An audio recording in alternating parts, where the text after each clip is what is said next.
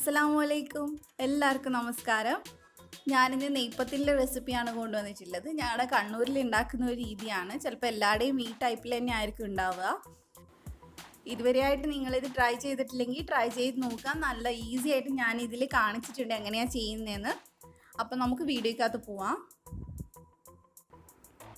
ആദ്യം തന്നെ നമുക്ക് പുഴുങ്ങലരി കുതിർത്ത് വെക്കണം. അതിന് വേണ്ടിയിട്ട് ഞാൻ ഇവിടെ വെള്ളം തിളക്കാൻ വെച്ചിട്ടുണ്ട്. വെള്ളം നല്ലപോലെ തിളച്ച് പോവരുത്. ജസ്റ്റ് ഇതുപോലെ തിള പൊട്ടി തുടങ്ങുമ്പോൾ നമ്മൾ തീ ഓഫ് ചെയ്യണം. തിളച്ച് പോയി കഴിഞ്ഞാൽ അരി വെന്തു പോവും. അതുകൊണ്ടാണ്. ഇപ്പം ഞാനിവിടെ അരി നന്നായിട്ട് കഴുകി എടുത്ത് വെച്ചിട്ടുണ്ട്. ഇനി ആ തിളയ്ക്കാൻ പോകുന്ന വെള്ളം നമുക്ക് ഇതിനകത്തോട്ട് ഒഴിച്ചു കൊടുക്കാം. എന്നിട്ട് നമുക്ക് ഓവർനൈറ്റ് ഇതൊന്ന് കുതിർത്തി വെക്കാം. വെള്ളം ഒഴിച്ചിട്ട് അപ്പം തന്നെ ഇത് അടച്ച് വെക്കണം. എന്നിട്ട് വേണം നമ്മളിത് ഓവർനൈറ്റ് വെക്കാനായിട്ട്. ഇപ്പം ഞാനിത് കുതിർത്ത് വെച്ചിട്ടുണ്ട്. നന്നായിട്ട് ഇത് കുതിർന്ന് വന്നിട്ടുണ്ട്. ഇനി നമുക്ക് ഈ വെള്ളം ഒന്ന് കളഞ്ഞതിന് ശേഷം നമുക്ക് അരച്ചെടുക്കാം. കുതിർത്തിയതിന് ശേഷം പിന്നെ കഴുകണ്ട, അതിന് മുമ്പ് വേണം കഴുകാനായിട്ട്.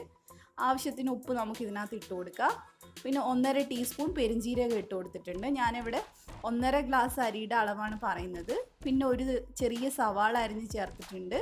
അരമുറി തേങ്ങ ചേർത്തിട്ടുണ്ട്. ഇതെല്ലാം ചേർത്തിട്ട് നന്നായിട്ടൊന്ന് മിക്സ് ചെയ്തെടുക്കുക. സവാള ഒത്തിരി വലുതാണെങ്കിൽ പകുതി ചേർത്താൽ മതി. നിങ്ങൾക്ക് വേണമെങ്കിൽ ചെറിയുള്ളിയും ചേർക്കാം. ഇനി നമുക്കിത് മിക്സിക്കകത്തോട്ട് കുറച്ചായിട്ട് ഇട്ടിട്ട് അരച്ചെടുക്കുക. വെള്ളം നിങ്ങൾക്ക് ഒട്ടും ചേർക്കാതെ അരച്ചെടുക്കാൻ പറ്റുമെങ്കിൽ അങ്ങനെ തന്നെ അരച്ചെടുക്കുക. കാരണം വെള്ളം കൂടുന്നതിനനുസരിച്ച് നമ്മൾ പൊടി ഒരുപാട് ചേർക്കേണ്ടി വരും. അപ്പോൾ ഇത് ഹാർഡായി പോവും. ഇപ്പം ഞാനിത് അരച്ചെടുത്തിട്ടുണ്ട്. ഒരുപാട് ഫൈനായിട്ട് അരയരുത്, കുറച്ച് തരിതരിയായിട്ട് വേണം നമ്മൾ അരച്ചെടുക്കാനായിട്ട്. എന്നാൽ മാത്രമേ നല്ല അടിപൊളിയായിട്ട് നമുക്ക് കിട്ടുള്ളൂ. അതുപോലെ തന്നെ ബാക്കിയെല്ലാം ഒന്ന് അരച്ചെടുക്കുക. ഞാനിപ്പോൾ ഇതെല്ലാം ഇവിടെ അരച്ചെടുത്തിട്ടുണ്ട്. ഇനി ഇതിനകത്തോട്ട് ആവശ്യത്തിന് കുറച്ച് പൊടി ഇട്ടിട്ട് നമുക്കിതൊന്ന് കുഴച്ചെടുക്കാം. നമ്മൾ പത്തിരിക്കൊക്കെ എടുക്കുന്ന നൈസ് പൊടിയാണ് നമ്മൾ ഇതിനു വേണ്ടി എടുക്കുന്നത്. ഒരുപാട് പൊടി ഇടാൻ പാടില്ല, കാരണം ഒത്തിരി പൊടി ഇട്ട് കഴിഞ്ഞാൽ നമ്മുടെ പത്തിരി ഹാർഡായി പോവും. നല്ല പോലെ ഇതുപോലെ ഒന്ന് മിക്സ് ചെയ്തെടുക്കുക. ഇനി ഉപ്പ് എന്തെങ്കിലും കുറവുണ്ടെങ്കിൽ ഇപ്പം ചേർത്ത് കൊടുത്താൽ മതി. ഇതിപ്പോൾ ഞാൻ നല്ല ടൈറ്റായിട്ട് മിക്സ് ചെയ്തെടുത്തിട്ടുണ്ട്. നമ്മൾ ജസ്റ്റ് കയ്യിൽ ഇതുപോലെ ഒന്ന് ഉരുട്ടി നോക്കിയാൽ നമുക്ക് മനസ്സിലാവും ഇത്രയും മതിയോ എന്നുള്ളത്. അപ്പോൾ മെയിനായിട്ട് ശ്രദ്ധിക്കുക, വെള്ളം വളരെ കുറച്ച് അരച്ചെടുക്കാൻ നോക്കണം. പൊടി ഒരുപാട് ചേർക്കേണ്ടി വരരുത്. ഇനി ഇതുപോലെ നമുക്കൊരു ഷീറ്റ് എടുത്തിട്ട് അതിനകത്തോട്ട് കുറച്ച് ഓയിൽ തടവി കൊടുക്കുക. കയ്യിലും അതുപോലെ തന്നെ ഷീറ്റിലും ഓയിൽ തടവുക. വാഴ ഇല ഉണ്ടെങ്കിൽ അതിനകത്ത് ചെയ്താൽ മതി. എന്നിട്ട് ഇതുപോലെ ഒരു ചെറിയ ഉരുള എടുത്തിട്ട് നമ്മൾ കയ്യിൽ വെച്ച് ഇതുപോലെ ഒന്ന് ഉരുട്ടിയെടുക്കുക. എന്നിട്ട് കൈയിൻ്റെ ഈ ഭാഗം കൊണ്ട് നമുക്കിതൊന്ന് പരത്തിയെടുക്കണം. ഞാൻ എൻ്റെ ഒറോട്ടി ഉണ്ടാക്കുന്ന വീഡിയോയിൽ ഇത് നല്ല ഡീറ്റെയിൽ ആയിട്ട് കാണിച്ചിട്ടുണ്ട്. നിങ്ങൾക്ക് ഡൗട്ട് ഉണ്ടെങ്കിൽ അതിനകത്തൊന്ന് നോക്കാം. ഇത് പരത്തുമ്പോൾ നമ്മൾ ഒരുപാട് കട്ടിയിലും അതുപോലെ ഒത്തിരി നൈസായിട്ടും പരത്തരുത്. കുറച്ചൊരു ചെറിയ തിക്നെസ്സോടെ വേണം നമ്മൾ പരത്താനായിട്ട്. കണ്ടോ, ഇത്രയും മതി. അല്ലെങ്കിൽ പിന്നെ നമ്മുടെ പത്തിൽ പൊങ്ങൂല. അതുകൊണ്ടാണ് പറയുന്നത്. ഞാൻ ഒന്നുകൂടെ കാണിച്ചു തരാം. കൈൻ്റെ വിരൽ വെച്ച് നമ്മൾ പരത്താതിരിക്കാൻ ശ്രദ്ധിക്കുക.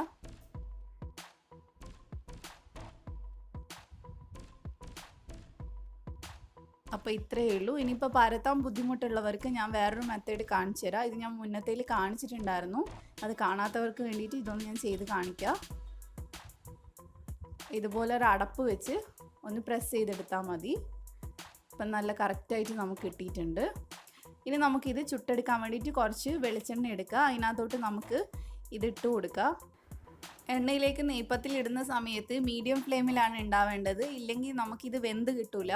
കുറച്ച് നേരം ഇത് എണ്ണയ്ക്ക് അടിയിൽ നിന്നിട്ട് കുറച്ച് കഴിയുമ്പോൾ ഇത് പൊങ്ങി വരും. അപ്പോഴേക്കും അടിവശം നന്നായിട്ട് വെന്തിട്ടുണ്ടാവും. ജസ്റ്റ് ഒരു മിനിറ്റ് കഴിയുമ്പോൾ നമുക്കിതൊന്ന് മറച്ചിട്ട് കൊടുക്കുക. നന്നായിട്ട് പൊന്തി വരണമെങ്കിൽ നമ്മൾ കറക്റ്റായിട്ട് പൊടിയൊക്കെ ചേർത്തിട്ടുണ്ടെങ്കിൽ മാത്രമേ പറ്റുള്ളൂ. ഇല്ലെങ്കിൽ അത് കറക്റ്റ് പൊങ്ങി വരില്ല, ഹാർഡായി പോവും. ഇനി ജസ്റ്റ് 2 മിനിറ്റ് കൂടെ ഇതൊന്ന് വേവിച്ചിട്ട് നമുക്ക് എടുക്കാം. തീ എപ്പോഴും മീഡിയം ടു ലോ ഫ്ലെയിമിൽ വേണം ഉണ്ടാവാനായിട്ട്, ഹൈ ഫ്ലെയിമിൽ വെക്കരുത്. ഇതുപോലെ തന്നെ ബാക്കിയുള്ളതൊക്കെ ചുട്ടെടുക്കുക. നമ്മൾ ഇതെടുക്കുന്ന സമയത്ത് ഹൈ ഫ്ലെയിമിൽ വെക്കുവാണെങ്കിൽ നമുക്ക് ഒരുപാട് എണ്ണ കുടിക്കില്ല. കണ്ടോ, ഇപ്പോൾ ഹൈ ഫ്ലെയിമിൽ വെക്കുക. നന്നായിട്ട് എണ്ണ കുടിക്കാതെ കിട്ടണമെങ്കിൽ നമ്മൾ അങ്ങനെ ചെയ്താൽ മതി. അപ്പോൾ ഇത്രയേ ഉള്ളൂ. ഈസി ആയിട്ട് ഉണ്ടാക്കാൻ പറ്റുന്ന നെയ്പ്പത്തിൻ്റെ റെസിപ്പിയാണ്. നിങ്ങൾക്ക് എന്തെങ്കിലും ഡൗട്ട് ഉണ്ടെങ്കിൽ ആദ്യമേ ക്ലിയർ ചെയ്തതിന് ശേഷം ട്രൈ ചെയ്യുക. 2-3 കാര്യം ശ്രദ്ധിച്ചാൽ തന്നെ നമുക്ക് നല്ല സോഫ്റ്റ് ആയിട്ടുള്ളതും പുറമേ നല്ല ക്രിസ്പി ആയിട്ടുള്ള നെയ്പ്പത്തിൽ ഉണ്ടാക്കാൻ പറ്റും. ആദ്യം തന്നെ അരയ്ക്കുന്ന സമയത്ത് വെള്ളം വളരെ കുറച്ച് അല്ലെങ്കിൽ ഒട്ടും ചേർക്കാതെ അരച്ചെടുക്കുക. അതുപോലെ തന്നെ നിങ്ങൾ പൊടി ചേർക്കുന്നുണ്ടെങ്കിൽ നിങ്ങൾ വളരെ കുറച്ച് പൊടി മാത്രമേ ചേർക്കേണ്ടി വരാവുള്ളൂ. പിന്നെ നിങ്ങൾ ചുടുന്ന സമയത്താണെങ്കിലും ഫ്ലെയിം മീഡിയം ഫ്ലെയിമിൽ ഉണ്ടാവണം. എന്നിട്ട് തിരിച്ചും മറിച്ചിട്ടൊന്ന് വേവിച്ചതിന് ശേഷം ഹൈ ഫ്ലെയിമിൽ ഇട്ടിട്ട് വേണം നമ്മളിത് എടുക്കാനായിട്ട്, ഇല്ലെങ്കിൽ ഒരുപാട് എണ്ണ കുടിക്കും. അപ്പോൾ ഈ 3 കാര്യങ്ങൾ ശ്രദ്ധിക്കുകയാണെങ്കിൽ നിങ്ങൾക്ക് അടിപൊളിയായിട്ട് നെയ്പ്പത്തിൽ ഉണ്ടാക്കിയെടുക്കാൻ പറ്റും. അപ്പോൾ നിങ്ങൾ ട്രൈ ചെയ്തിട്ട് ആദ്യത്തേത് പൊങ്ങിയിട്ടില്ലെങ്കിൽ കുറച്ചും കൂടെ തിക്കാക്കുമോ എന്ന് ചെയ്ത് പരത്തി നോക്കിയാൽ മതി. അപ്പം തന്നെ നിങ്ങൾക്ക് മനസ്സിലാവും എങ്ങനെയാണ് ചെയ്യേണ്ടതെന്ന്.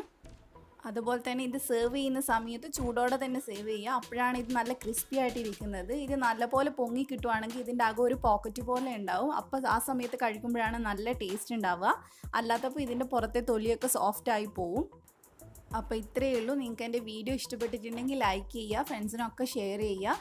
അതുപോലെ തന്നെ നിങ്ങൾ ആദ്യമായിട്ടാണ് എൻ്റെ ഈ വീഡിയോ കാണുന്നതെങ്കിൽ സബ്സ്ക്രൈബ് ചെയ്യാൻ മറക്കരുത്. ഈ വീഡിയോൻ്റെ തൊട്ട് താഴെ സബ്സ്ക്രൈബ് എന്നുള്ള റെഡ് ബട്ടൺ കാണും, അതൊന്ന് ക്ലിക്ക് ചെയ്യുക. അപ്പോൾ മടിയില്ലാണ്ട് എല്ലാവരും ഇപ്പം തന്നെ സബ്സ്ക്രൈബ് ചെയ്യുക. അപ്പോൾ ഇനി ഒരുപാട് നല്ല നല്ല റെസിപ്പീസായിട്ട് ഞാൻ വരുന്നതായിരിക്കും ഇൻഷാ അല്ലാ. Thank you for watching.